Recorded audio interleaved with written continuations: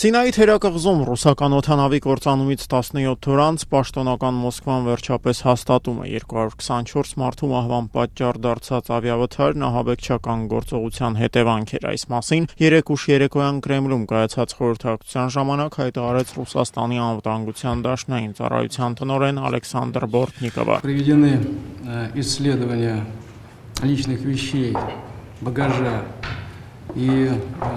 частей самолета. Հետազոտվել են ուղևորների անձնական իրերը, ուղեբեռը օդանավի բեկորները։ Փորձագիտական հետազոտությունների արդյունքում հիշատակված բոլոր իրերի վրա օտարերկրյա արտադրության պայթուցիկի հետքեր են հայտնաբերվել։ Մեր մասնագետների գնահատմամբ թռիչքի ընթացքում օդանավում ինքնաշեն պայթուցիկ սարք է գործարկվել, որի հզորությունը համարժեք էր տրոտիլի 1 կիլոգրամին։ Работало самодельное взрывное устройство мощностью до 1 килограмма в тротиловом эквиваленте.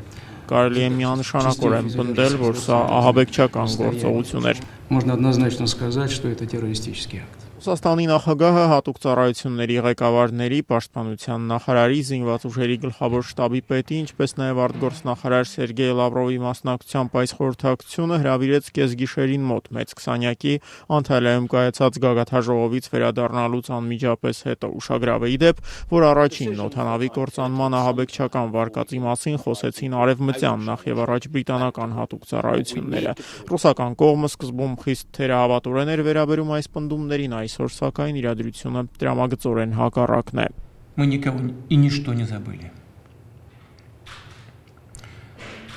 Убийство наших людей на Синае. Մենք որևէ մեկին եւ ոչինչ չենք մոռացել։ Մեր քաղաքացիների Սինայում տեղի ունեցած սպանությունն ամենաարյունալիներից մեկն է զոհերի թվաքանակի առումով։ Մենք չենք սրբելու արցունքները մեր հոգիներից ու սրտերից։ Դա մեզ հետ կմնա ընդմիշտ, բայց դա մեզ չի խանգարի, որպեսզի մենք գտնենք ու պատժենք հանցագործներին, հայտարարում էր Պուտինը, հատուկ ընդգծելով, որ ահաբեկչական գործողության հեղինակների հայտնաբերումը պետք է դառնա երկրի հատուկ ծառայությունների առաջնահերթությունը։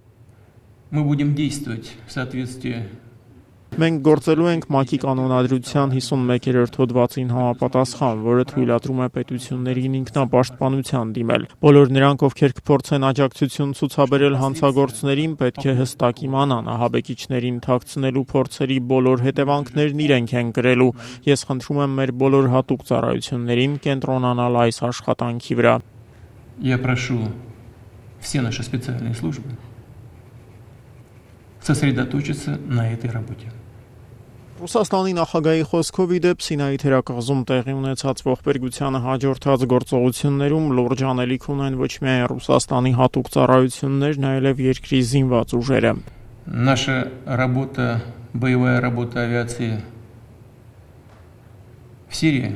Մեր ավիացիայի ռազմական աշխատանքը Սիրիայում ոչ միայն պետք է շարունակվի, այն պետք է ավելի ակտիվ բնույթ ստանա։ Հանցագործները պետք է հասկանան, հատուցումն անխուսափելի է, հայտարարում էր Պուտինը, հանձնարարելով երկրի ռազմական գերատեսչությանը Սիրիայում ընթացող գործողությունների մարտավարության վերաբերյալ նոր առաջարկներ ներկայացնել։ Կրեմլում կայացած խորհրդակցության ավարտից մի քանի ժամ անց էլ անվտանգության դաշնային ծառայության հանրային կապերի կենտրոնը հայտարարեց, որ ռուսական օդանավի դեմ հարձակման կազմակերպիչների մասին տեղեկատվության դիմաց Մոսկվան ահռելի դրամական պարգև է սահմանել $50 միլիոն ամերիկյան դոլար։ Համեմատության համար միայն նշեմ, որ Բուդյոնովսկի եւ Բեսլանի ահաբեկչական գործողությունների կազմակերպիչ Շամիլ Բասաևի գլխագինն ընդամենը $10 միլիոն էր։ Վլադիմիր Պուտինի խոսնակ Դմիտրի Պեսկովի պնդմամբ էլ Ռուսաստանի իշխանությունները հստակ հրաման են արձակել ոչնչացնել I-321-ի դեմ իրականացված հարձակման բոլոր մեղավորներին։ Мы их найдем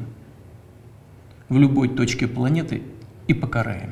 Մենք նրանց որոնելու ենք ամենուր, որտեղ էլ նրանք չթաքնվեն, մենք հանցագործներին կգտնենք երկրագնդի ցանկացած կետում եւ կպատժենք, Կրեմլում կայացած գիշերային խորհրդակցության ժամանակ հայտարարում էր Վլադիմիր Պուտինը։ Մոսկվայից հնչող կոշտ հայտարարությունների ֆոնին էլ Reuters գործակալությունը մի քանի ժամ առաջ տեղեկություն տարածեց, որի համաձայն ձերբակալվել են Շարմ ալ-Շեյխի միջազգային օդանավակայանի 2 աշխատակիցները գործակալության տեղեկություններով։ Դրանք օդանավակայանի բեռնակիրներն են, որոնք ձերբակալվել են անվտանգության խցիկների մի տեսագրության հիման վրա, որում երևում է, թե ինչպես են նրանք ուղեբեռի ընդհանուր խմբականակից առանձին մեկ այլ ճամպրուկ տեղափոխում ռուսական օդանավ։ Եգիպտոսի եւ Ռուսաստանի իշխանությունները սակայն տարածված այս տեղեկությունն առայժմ չեն հաստատում։